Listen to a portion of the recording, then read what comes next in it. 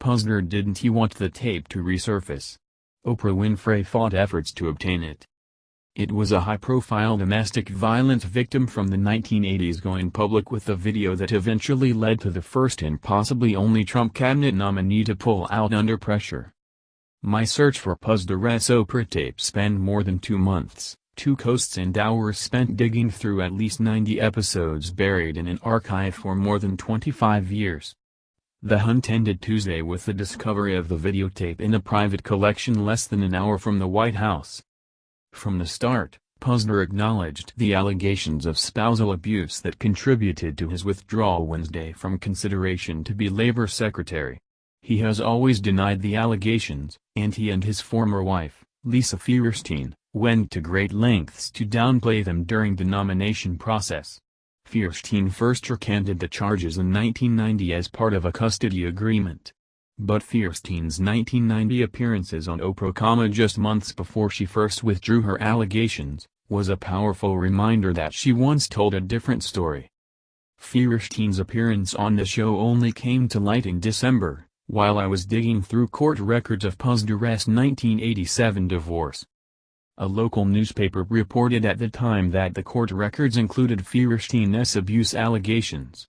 The day after the nomination, some of those divorce records were sealed at Puzder's request. While I was reporting on the records, one lawyer mentioned offhand that someone told him Fierstein had appeared on Oprah to talk about the abuse allegations. Eventually one of Fierstein's friends who had seen the tape confirmed that she had appeared. She also disclosed a crucial detail, that Fierstein had appeared in disguise, using an assumed name. An effort to reach Fierstein led to a phone call from George Thompson, Puzder and Fierstein's spokesman, who confirmed that Fierstein had appeared on the show. All that was known was that Fierstein had appeared on an episode focused on domestic abuse that aired in the 1980s or 1990s. The Oprah Winfrey Network, which retained rights to the show, declined to release old episodes or help research when it might have aired. A television archive at UCLA, which had an incomplete collection of Oprah episodes, was the next place to look.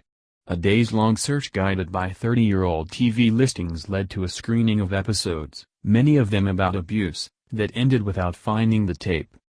But then, Fierstein herself provided a clue. In a letter she wrote to the Senate downplaying her reasons for appearing on the show, Fierstein made it clear the episode aired after the public reports of her allegations, which narrowed the time frame to just 2 possible years. Another search through newspaper archives from 1990 identified an episode titled High-Class Battered Women, but UCLA did not have the tape. Efforts to locate a copy through former employees of Oprah's production company were fruitless, with none able to recall the episode. On Monday, Senator Susan Collins, a Maine Republican, told reporters she'd seen the tape. In fact, the Oprah Winfrey Network had provided it to the Senate on the condition that it not be made public. But Capitol Hill sources confirmed that the episode was, indeed, High-Class Battered Women. Eventually, one source who recalled the episode said that it had also featured Charlotte Fetters, a victim of domestic violence whose former husband was forced to resign as the head of enforcement at the Securities and Exchange Commission after the Wall Street Journal wrote about her charges in the 1980s.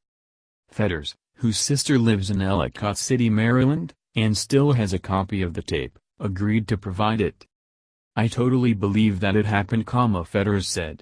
"I believe that she was abused. That just left us looking for a VCR.